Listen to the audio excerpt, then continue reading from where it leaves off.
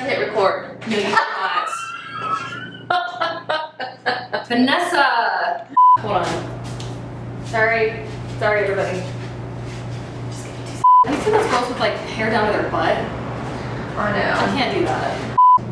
Cobbler and berry crisp. I'm gonna say one thing about this cobbler that I've noticed. I thought this wasn't done. That's a crisp. Crisp. It's been a day.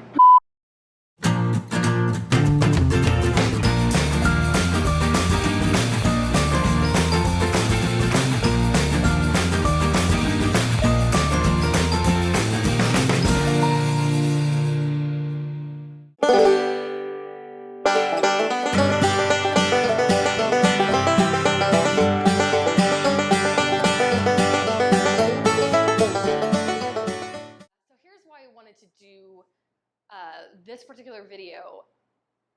In my talking with people who don't cook very often, Vanessa,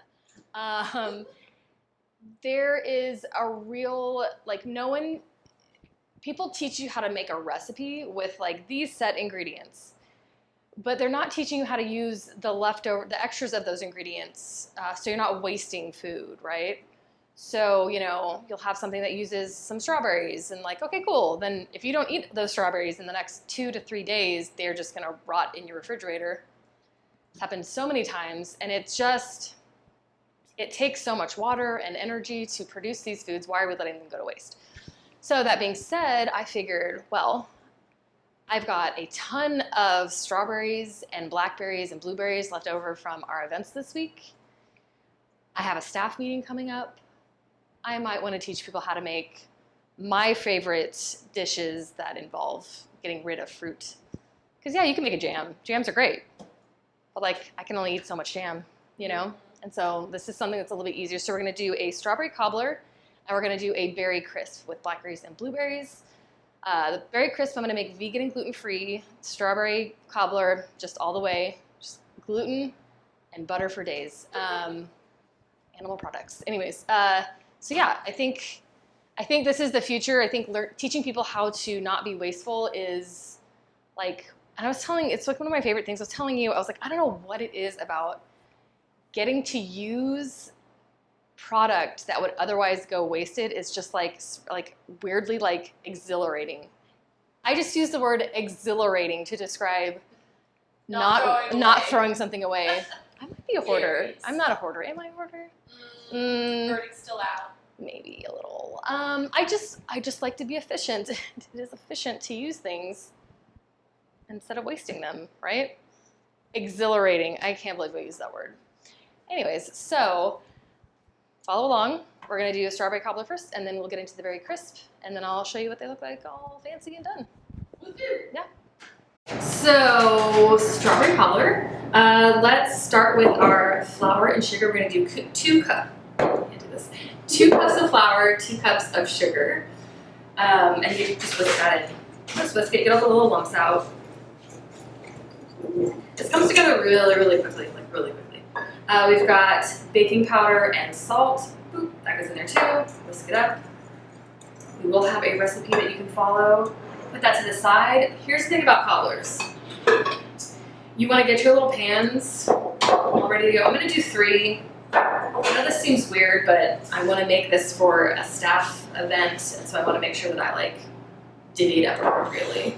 Okay, so melted butter. It's going to go in your pan, just like so. I'm going to do a 3rd one.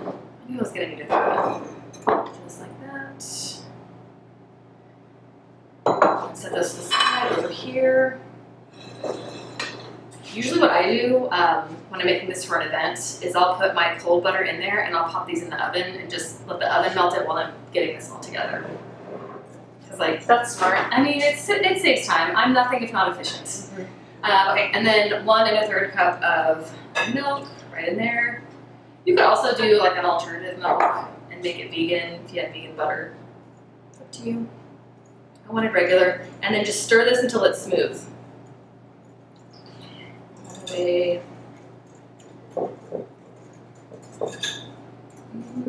Just like a little pancake batter almost. Now the secret with cobblers is that once you pour this batter in and you get the fruit on top, you do not stir it. Don't touch it. Don't touch it. Okay, so your little spatula, like so. I'm just gonna divide it into each pan evenly. So you've mixed up your batter. Oh my God, the audio just got so much better. I'm just kidding. So you mix up your batter and you're gonna go ahead and divide it into your pan, or just put it all in one pan if you've got one pan. This is not like a science. I mean, yes, it's baking, but it's like, it's fine. It's fine. This is like one of the oldest recipes in the world, probably. Probably. I'm just like throwing out random non-facts. It probably is though. I'll look it up later. It's fine. So I'm going to divide it just like that. And then I'm using a bunch of frozen strawberries that I had left over from an event. You can do fresh, you can do frozen. If you're going to do frozen, you're going to need to, they smell really good. You're going to need to give it a little bit more time in the oven, but just like literally just pour the fruit right on top. It's going to look real weird. It's okay. It's supposed to look that way. Just like that. All the way. I'm going to put a little bit of you over here, me over here. Perfect. So yeah, just dot it all the way through. You can use any kind of berry, any kind of, you can do peaches, blackberries, blueberries, raspberries, apples. You can do anything you want. And so that will get taller in the pan. It will puff up a little, yeah. So what happens is, it's really cool. The fruit, like you put it in fruit on top, right? And as it rises, as the cobbler, like the batter cooks through, the fruit goes to the bottom or like in the middle. It's beautiful. It's a beautiful thing.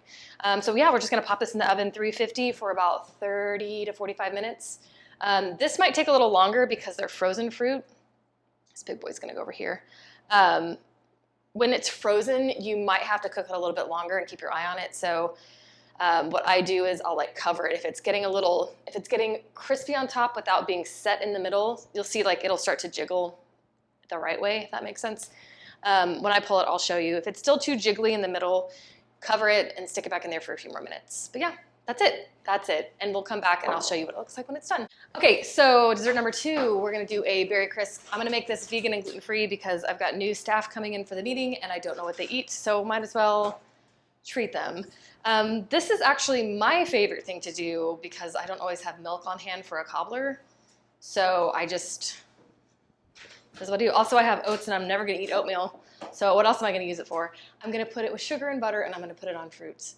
That's what I'm gonna do. Okay, so I've got rolled oats, I've got brown sugar, and I've got the salt already in there. The only other thing I need is gluten-free flour. You can use regular flour, but I use the 1-to-1. It's really good for everything.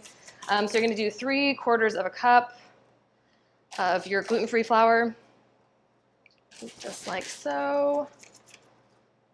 Oh, that was a big old heaping. Yeah, it doesn't matter. That's the thing with crisps. You're just throwing it on there. It's not a big deal. So we're gonna mix that up like that. Y'all are gonna see me use my hands a lot. Hope that's not gross for anybody. Is that gross for you? You're fine. I wash my hands, we're fine. Okay, vegan butter. Open it up. What brand? This is Earth Balance. Balancing out the earth. I don't know. These ones always freak me out because they cut their sticks differently. So this, I'm like, what is this? I'm like, this is a stick, even though it looks nothing like it. So just like with regular butter, you can treat it just like, regular butter. You are going to, you know what I'm gonna do actually? I'm not gonna treat this like regular butter. I'm gonna put some gloves on because it's melting really quickly because it's not like real butter, it's mostly oil. Some gloves. You can also do this if you have, anytime you're handling like cold butter for a pie dough or scones or something, it just helps to kind of not get it hot. So I'm just cutting it into like tiny little pieces, just like that. I'm gonna put it right in there. This is also gonna come together really quickly. You'll find out. So just doing tiny little pieces, just like so. And then you're gonna stick it right in your mix. And then you're gonna take it and then start to coat it. And then pinch it in between your fingers, like take your little butter and just start to smash that butter into the flour. That's how you get a nice like flaky pie dough if you're doing that. But you just want to smash it in there. Smash it good. This is how you do it? Do you do it by hand when you're doing it? Yeah. I feel like crisps are just supposed to be like easy, like low pressure, just a way to get rid of whatever you've got in your fridge that you like don't want to make a jam out of, right? I made them with cherries because I have, like, I'll get a pound of cherries and I don't know why I get so many because I'm like the only one eating them and there's only so many cherries you can eat in a sitting, you know what I mean? Or a week or whatever. So yeah, keep smashing. This is gonna take a minute, sorry everybody. Smash, smash, smash. So like I'll come back, you know, I'll come through and I'm just like, I just can't eat any more cherries, I can't do it. So I'll either freeze them or, I put them in a crisp and then I can, somehow I'm able to eat more cherries. Oh, it's so good though, like it's trouble. I do you do yours with ice cream, which, yes. I do mine with whipped cream, but it's not all the way whipped cream. It's like half whipped cream, so it's just like a thicker, sugary. So like instead of whipping your cream until it's like really fluffy, it's just still kind of thick and solid. That makes sense? Mm-hmm. So once this gets to, how do I describe this texture? Almost like a wet sand. You have all that brown sugar. Can you see the sort of texture of it where it kind of holds together? You can still break it up. That's good. That's good. All right, so moving on. I had a ton of these blackberries and blueberries left over that I didn't want to waste. And plus, they're going to eat it. I've got 2 tablespoons of white sugar, 2 tablespoons of that gluten-free flour. I'm going to put that in there. This helps. That flour is really going to help as your berries cook down, especially when I made this with the cherries, I didn't have to do it as much, but these blackberries are going to get really juicy and liquidy, and you want it to be thick without being like saucy and thin. I'm going to get flour everywhere. About half a teaspoon of vanilla, and I'm going to do 1 tablespoon of orange juice. This is optional. You don't have to do it. Is that replacing the egg or something? No, you don't have to put egg. It's just another, like you could do water. Like I did water the other day because I was like, I don't have orange juice just on hand all the time. So I just did water. It's just a nice flavor enhancer. The citrus brings out the flavor of your berries. It complements it really well. But you want some water in there so you get kind of like a slurry with that flour. You know what I mean? It's like really messy in there. I'm gonna take this off. So we've got our filling mixed up. We've got our topping ready to go. You're gonna take your, casserole dish, any pan you want. You can do a pie dish. You can do whatever you want. Add your filling, just like that. I'm gonna divide it into 2 for my crew. Oh, my crew. So the crisp, you do the berries on the bottom. Crisp, I do berries on the bottom, yep. Because you don't have any, it's not a batter. Like that cobbler is a batter that's gonna rise and there's baking powder in it. And it's gonna get puffy and it's almost like a cakey, doughy texture. This is different. This is just berries on the bottom and then crispy streusel on top, basically. That's what this is, it's a streusel topping. So dividing this between your dishes, put it right on top. No wrong answers. Also, this is something that kids can do because they can't mess it up. Do you know what I mean? Like if you ever want to get your kids involved with cooking, give them something that's low risk, high reward, like this. The risk of them messing it up, pretty slim. The reward is you get to eat it with your face. And that's it. And so these are gonna go in the oven, 350. I'm gonna check it at 20 minutes, probably gonna take about 30, we'll see. Yeah, that's it, easy, done, we did it. We'll be back. So we finished the magic of television, computers, whatever. We've got our cobbler and our crisp.